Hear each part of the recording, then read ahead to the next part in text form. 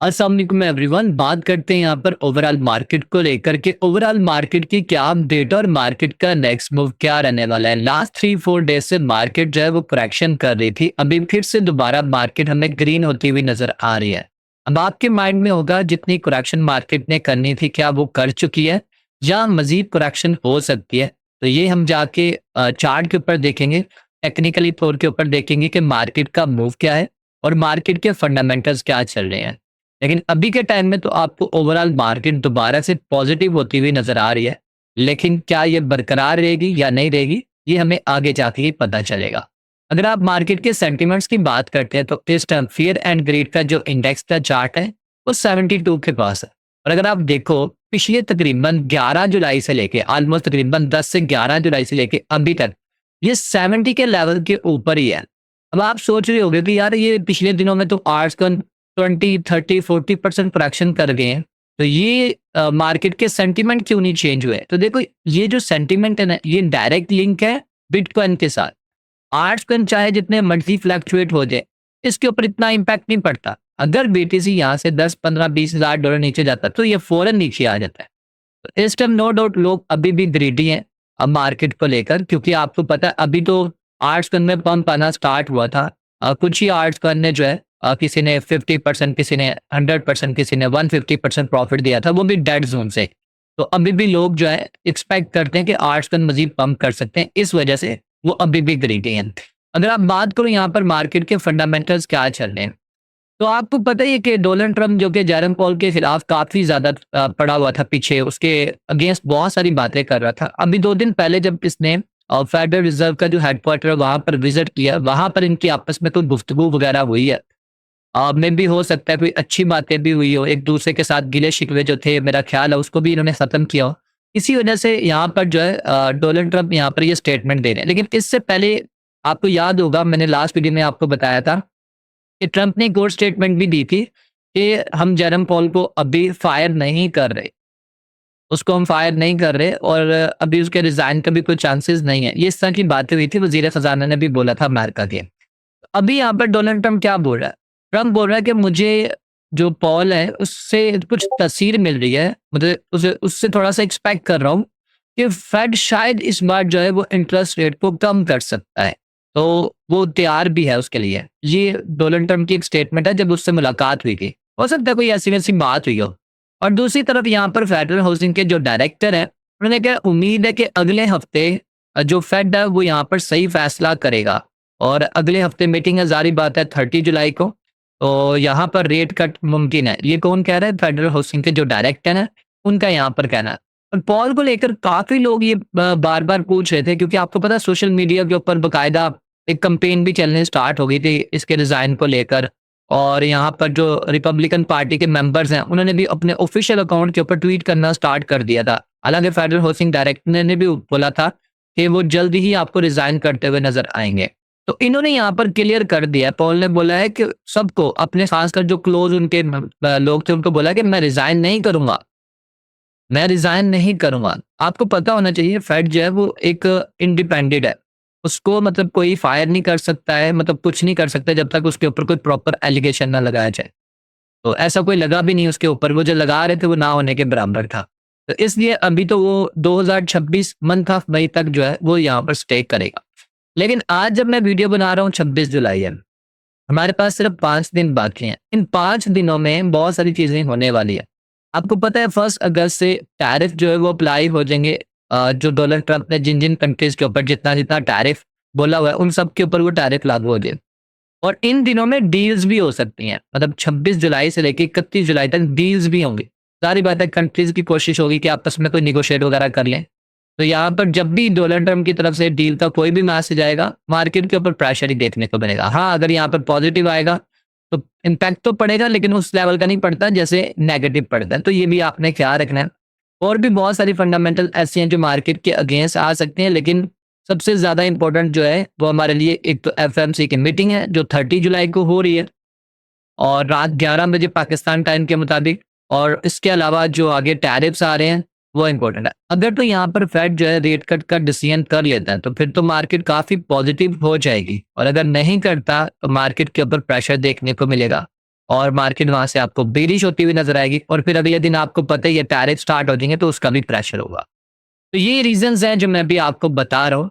अगर आप मार्केट को टेक्निकली तौर के ऊपर देखते हो तो किस तरफ मूव करती हुई नज़र आ रही है। बीटीसी की बात करें तो बीटीसी इस टाइम ट्रेड हो रहा है $1,17,400 के ऊपर। अगर आप इसको वन डे टाइम फ्रेम पे देखो, जिस दिन से इसने यहाँ पर एक शूटिंग स्टार बनाई हुई है ना ये वाली जो 14 जुलाई से, उस वक़्त से लेके अभी तक बीटीसी बिल्कुल ठंडा हो गया।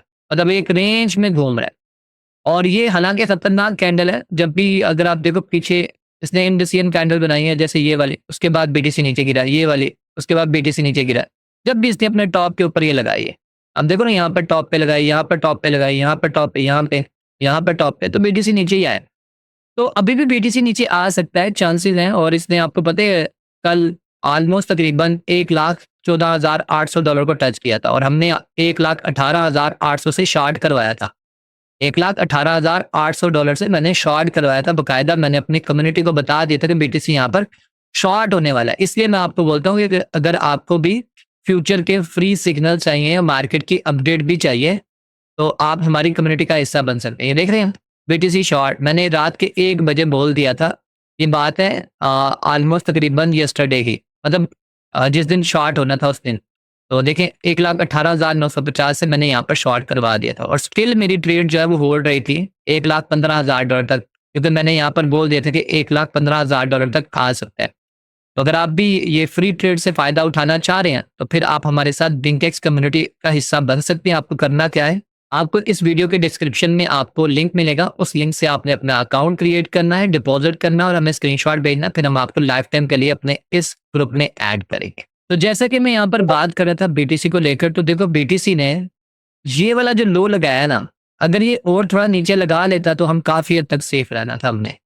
क्योंकि आपको पता होना चाहिए अभी भी स्टिल यहाँ पर जो सीएमई गैप है वो फिलअप नहीं हुआ और ये इतना बड़ा इसने फिर वैल्यू गैप बनाया हुआ है, ये भी अभी तक फिल नहीं हुआ। अगर तो यहाँ पर रेट कट नहीं होता तो बीटीसी कंफर्म नीचे की तरफ आएगा और मैं यहाँ पर एक्सपेक्ट करता हूँ कि बीटीसी का नेक्स्ट जो मूव हो सकता है इसके बाद वो $1,12,000 के पास हो सकता है। 1,12,300, 500, 1,11,700, 800 इसी रेंज में हमें देखने को मिल सकता है और ओवरऑल मार्केट के ऊपर भी प्रेशर आ सकता है। और हाँ, अगर रेट कट हो जाता है तो बीटीसी यहीं से दोबारा से बाउंस बैक कर सकता है और फिर से एक न्यू ऑल टाइम हाई लगा सकता है और आर्ट्स कैन भी अच्छे परफॉर्म कर सकते हैं। लेकिन अगर इसने बीटीसी ने इस लेवल को ब्रेक करके नीचे क्लोजिंग दे दी तो फिर आपको मेंटली तौर पे तैयार रहने के बीटीसी का नेक्स्ट मूव 1,10,000 से $12,000 होगा। अगर वो लेवल भी तोड़ देता है तो फिर आहिस्ता आहिस्ता ये 1,07,000, 1,04,000, फिर उसके बाद $99,000 तक बीटीसी आ सकता है। क्यों ऐसा बोल रहा हूँ, अगर आप वीकली चार्ट के ऊपर देखते हो तो वीकली चार्ट हमें यहाँ पर क्लियर कर रहा है कि यहाँ पर बीटीसी ने हाई लगा दिया हुआ है और ये हाई लो का जोन बन रहा है। जैसे लास्ट में इसने ये हाई लगाया था, ये हाई लो है, यहाँ पर ये हाई तो लगा चुका है। अगर तो ये इंडसियन कैंडल जो है वो कामयाब हो जाती है, वीकली कैंडल इसके नीचे क्लोजिंग दे देती है, तो फिर चांसेस है बीटीसी नीचे आ सकता है। और अगर इसने इस लेवल को ब्रेक कर दिया जो कि हमारे पास बनता है, पहले 1,12,000, फिर उसके बाद 1,06,000, देन फिर उसके बाद आ जाएगा $99,000 पे। तो देखते हैं क्या होता है। और रही बात यहाँ पर इथेरियम को लेकर, तो इथेरियम दोबारा से बाउंस बैक कर चुका है। जो एक करेक्शन हुई थी इथेरियम में, वो दोबारा से अपसाइड की तरफ मूव कर चुका है और मैंने आपको बोला भी था कि इथेरियम के चांसेस भी हैं कि दोबारा बाउंस बैक कर सकता है। मैंने आपको बोला था 3400-3500 के रेंज में अगर आपको मिलता है तो आप बाय कर लो। तो यहाँ पर इसने आपको चांस दिया था, अगर आपने बाय किया तो होल्ड रखो क्योंकि अभी भी इसमें काफ़ी पोटेंशियल है।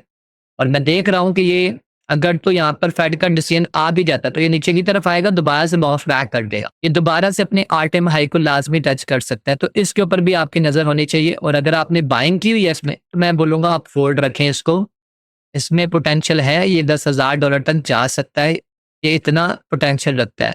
और रही बात यहाँ पर आर्ट्सकन को लेकर, तो जैसा मैंने आपको बताया था क्या आर्ट्सकन मजीद बेरिश हो सकता है, तो मैंने आपको रीजंस बता दिए। फेड का डिसीजन है और टैरिफ को लेकर है तो उसका इम्पैक्ट पड़ेगा ओवरऑल आर्ट्सकन के ऊपर। लेकिन अगर आप बीटीसी की डोमिनेंस को देखते हो तो बीटीसी की डोमिनेंस यहाँ पर क्या कर रही है, मैंने आपको बोला भी था कि ये बीटीसी की डोमिनेंस जो है इस लेवल से रिजेक्ट हो सकते हैं। ये देखें, मैंने आपको क्लियर बोला था कि ये लेवल ऐसा लेवल है यहाँ से बीटीसी डोमिनेंस अगर यहाँ से बाउंस करती है तो यहाँ से रिजेक्ट होगी और नीचे आ सकती है, और अभी देखो नीचे आ रही है। तो अभी ये क्या कर रही है यहाँ पर, अगर आप देखो तो यहाँ पर इसने हाई बनाया था, ये लो बनाया था, ये हाई बनाया था, लो बनाया था, हाई। अब इस अपने स्ट्रक्चर को ब्रेक कर चुकी है। अब ये लोअर हाई है, लोअर लो है, लोअर हाई है, अब लोअर लो बना रही। अगर तो लोअर लो बनाने में कामयाब होती है, फिर से दोबारा बाउंस बैक करेंगे। बस इम्पोर्टेंट ये है कि ये अपने इस लेवल को ब्रेक ना करे जो कि बनता है हमारे पास अभी, क्योंकि ये लो कंफर्म नहीं हुआ। जब लो कंफर्म हो जाएगा फिर ये वाला हमारे पास लेवल आ जाएगा।